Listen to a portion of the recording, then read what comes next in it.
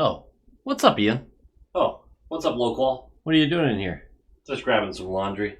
What about you? Just trying to process the game tonight. Try to figure out what to say about it, what lessons to take from it. Well, you know the rule with preseason games, right? What's that? Well, if you lose, it doesn't count. And if you win, it's because you're the better team. You're not wrong. I mean, unless you lost to a bottom dwellers B team or something. Well, actually, we kind of did. Oh. Well, that's fine. It's not like you played half of your starters. Yeah, that too. Oh. Did the lesson change? Backup goalie? Their backup. Yeah, the lesson changed. Low quality fans of a high quality Bruins team. That is not a dub. That's not a dub. I'm gonna say something real quick now before we. I have some negatives about people we know are good, and I want to be very clear that I don't think they're suddenly bad. Or that I'm out on any of the new vets coming in or anything like that. One game. Just one game. Half speed.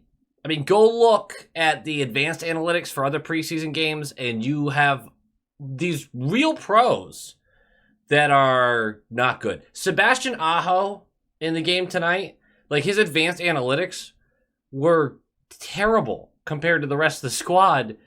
Aho's the best player, debatably, on their team.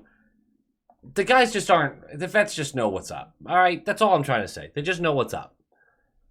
I never check my phone while I'm recording. I did right there. It was a message saying Lori needs to make the team. We'll talk about that. There's some frustrations with this one. I'm going to butcher some names of the Flyers real quick, and I'm going to tell you what they rolled out as best I can tell. Tippett, Frost, Brink was their top line. Pretty good, too, tonight. Farabee, Denoise, Forster, Delorier, Paline, Hathaway, Bellerive, Gauscher, Merity. That's like 6 of those are wrong. I can't learn how to pronounce words is the problem. On the defense, Zamula, Sanheim, we know Sanheim, Mete, Grans, Sealer, and Belpedio, that's a fun name. And then Erson and Peterson in net. That roster doesn't have all of their NHL players. It has a few of them. And no one on that roster, you're just like, wow! On our roster for this game, Richard, Zacha, Pasternak, Marchand, Patra, Heinen. That's our top 6. That's 3 of our actual top 6 guys. Also, I keep seeing things about pronunciation of the name Patra. Patra said, in, I believe it was a video, open it up like to the Gulf Storms fans.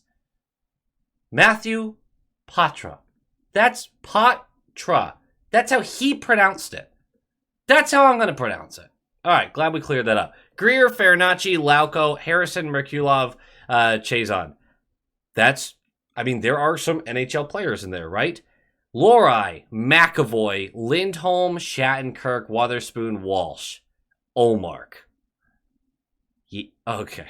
So here's my frustration with this game.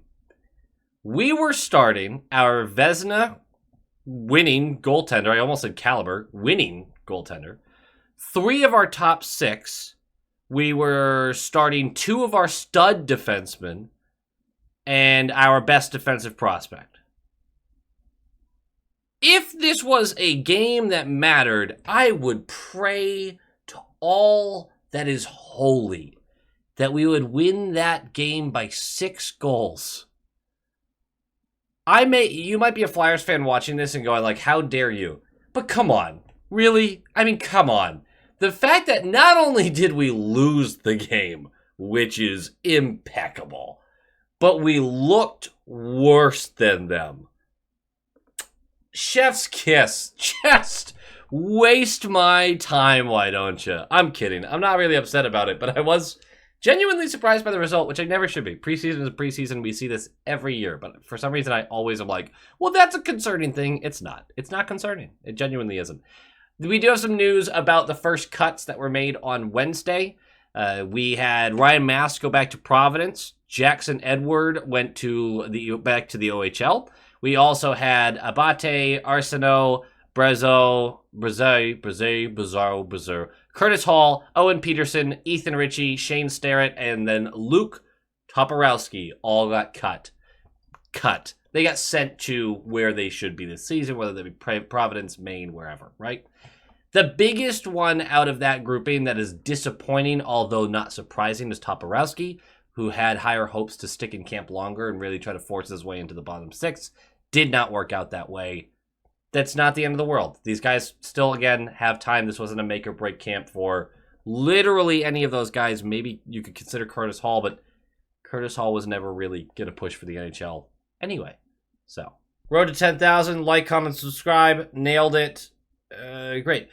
Let's talk about this game. Puck drops! Sorry, a little anger in there. 4 minutes in, Wotherspoon gets absolutely walked by Poehling, who cuts across Ullmark and gets stoned. It, with a clever, tries to wrong foot him, cuts across him, then dips the stick back around and tries to get him on the wrong foot. Ullmark's right there. Right away in this game. You're like, Ullmark, baby, you are back. Was he super sharp through this whole game? Absolutely not. But, geez, some of the saves he made were pretty damn impressive. That didn't help that much, though, because they dominated the first 10 minutes. 7:31 in. Pasta. Who do I blame here? Zacha tries to pass to Richard. Pasta thinks it's for him. He's in the neutral zone. He gets a piece of it. It bounces away from him. He went after it. It was a hard pass that he went after. Anyway, Farabee grabs that puck, and no one can recover in time. Just walks right down and beats Ullmark high corner. And it's 1-0, just like that early on. It's a great shot. He snipes high glove on Ullmark from the left circle. Frustrating. Pasta likes turnovers, but not really on him because the pass wasn't for Pasta. It's miscommunication and chemistry issues to start. That's fine. It's 1-0. 9 minutes in, and the good news is Lohrei, through the first 9-10 minutes, looks great. You want to talk about a guy in the Prospect Challenge where you're like, oof.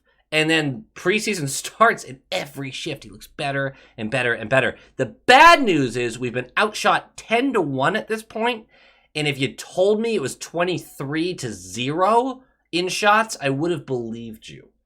It was not a pleasant start to the game. Anyway, Delorier for slashing at 8:42 left of the period. We're going to go to the power play, and after like 6 almost goals, 2 scrambles in front of the net, a post and out, multiple puck retrievals, we finally capitalized. The puck movement's been great. Honestly, the power play through the preseason so far has looked really good. But the puck keeps getting moved around, finally gets to Pasta on the left circle, and this is something that he added to his game last year. Added feels wrong, but he used a lot more. He is in that shooting position. The defense bites all the way, and then he tucks it, takes one stride to the slot, and snipes high corner, which is exactly what he did. And it's 1-1, just like that. And then shortly after that, Pasta is going to go for hooking because, yeah, we couldn't win a race to the puck. It's 4:30 left of the period. The penalty starts. The one chance we have to clear, we fuck it up. They were in our zone. I'm just remembering at this point, so I might be wrong. They might have gotten a clear. But I think they were in our zone the entire 2 minutes. And as the penalty is expiring, to the point where I don't even know if it's actually a power play goal, the structure eventually breaks down. And Poehling is left wide open, back door, for a tap-in off of a Forrester pass. It's easy peasy, just boop, right in. Eventually, you're going to get tired, and the structure's going to break. 2 minutes in your zone. I don't care if it's 5-on-5. Like, they're going to score a goal off that. The frustrating part of this was no one was winning a race to a puck. Nobody was. And the longer it goes, the harder that gets to do. But it's 2-1, and we're going to go into the third. Down a goal. Into the third. Into the second. Down a goal. Not the end of the world. And the second starts, and we're 7 minutes in, and Lauco and Belpedio go for roughing minors. Just getting a little saucy. That's fine. It's going to go to 4v4. And then, 40 seconds later, a lazy pass by Farabee just gives Pasta the puck on their blue line. And he gets to walk in. Slows all the way down. This is his second goal. which he flips it high glove. The laziest 2-goal performance I've ever seen from a player. And I know that's how Pasta looks, but you want to talk about a guy who's not going 100%. That was Pasta. He didn't give a shit about this game, highlighted by what he did in the shootout. Spoilers, absolutely. But again, I bet you already kind of know what happened here. Anyway, as soon as the gates open on Lauco and Belpedio, they share a couple words. I'm sure very, very, kind adjectives, adverbs, verbs, things like that. Nouns even. And then they shed him. And although Lauco loses this fight, the reason I'm giving him more credit than I gave to Greer in his fight a game ago is because this was just a good little Tilly. Chuck him down. He got the early hit on Lauco. Lauco gives it right back. They're throwing. Lauco gets knocked down. You win some, you lose some. But that was a fight. Greer, we saw the fight. Greer got the shit beat out of him. He also gave up a bunch of weight and reach to that guy, but whatever, it's fine. Lauco goes right back to the box. He's doing everything he can to make the team, and I honestly thought his game was pretty decent. About 10 minutes left, Merkulov draws an interference call, so we're going back to the power play, no dice, and then just a minute after that power play is killed off, we are going to the power play again because Marchand draws a tripping call. And as soon as the power play expires, after a tough time getting into the zone to start it, a crossbar out by Marchand, Shattenkirk, who I did not like this game, finds Heinen just alone in the slot. Shattenkirk passes it into his skates, because why not? Heinen kicks it back up to his stick and ends up beating... Who was in net at this point? I don't even know. It might have been Peterson in net at this point. Either way, it's 3-2. Power play goal. The power play looks good with these just random assortment of players. But the reason it looks good is because everyone's moving so much. There's so much movement. Everyone's trying to jump on loose pucks. That's how you make a good power play. It's actually not that complicated. You need talent and you need movement. After that, you can kind of score. That's it. You might not be the McDavid-Draisaitl power play unbelievableness. I'm running out of words right now. But you can have an effective power play. So we're going into the third, 3-2. We're winning this game. I can't believe they even scored 2 goals on us. It's crazy. Then 40 seconds in, Ullmark is going to go for interference because he kind of got out of the crease a little bit and laid a hit. It was pretty funny, honestly. Worth it to me. Patra was out there for the penalty kill and was okay in it. Honestly, we killed it, so good enough, right? I think that actually says a lot about how they're looking at Patra. Obviously, he's been impressive. Obviously, the staff likes him. Let's not pretend we're the only ones noticing this or that they have some vendetta against the kid. It's going to be complicated to try to keep him around. It's genuinely complicated. We're going to talk about that in a minute. But them including him on special teams, on penalty killing special teams, says a lot, I think.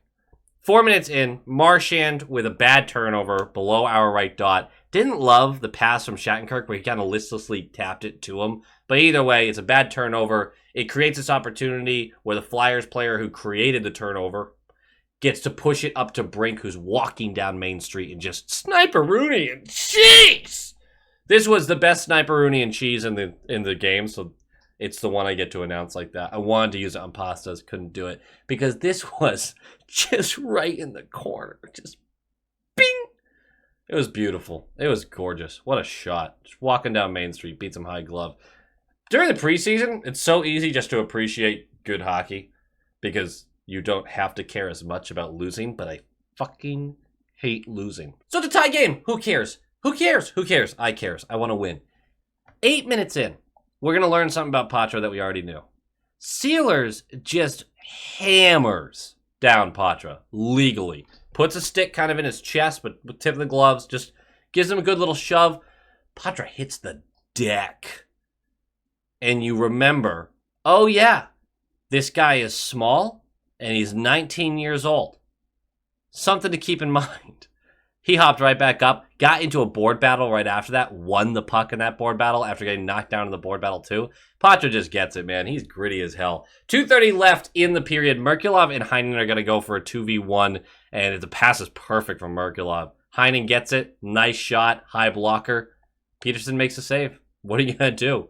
Really attacks it well. Pretty impressive. Here are the notes for overtime. Lorai dancing. Zero fear. He is starting to really gain this control about his confidence. And, oh man, is he fun to watch. Yeah, he's not this articulate skater, but he is a good skater. There's a difference. Was Chara a shit skater? No. He just wasn't a fancy skater, but he got the job done.